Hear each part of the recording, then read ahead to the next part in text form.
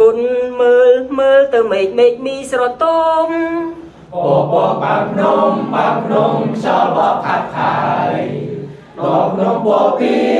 វាវែងអន់ឡាយពពកចាំខ្ចាយបែប្រែខ្លាយរស័ព្ទតាមខ្យល់មួយពីរខ្យល់អើយខ្យល់បក់ដេញមិនលហើយកំឡាំងក៏ស្វាយកាន់តែវិតវិតជាស្មារតីគុណមើលទៅមេឃគួរសាច់ឆ្ងាយពេកក្រៃ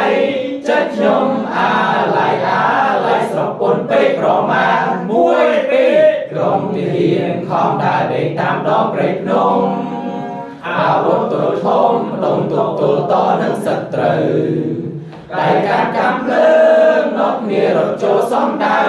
តតខ្មាំងអីលើត្រូវតែយើងដណ្ដើមយកជ័យមួយពីរជ័យនាងបានមកពីទឹកចិត្តហាខ្លាបីដូចសត្វខ្លាស្វែងរកចំណី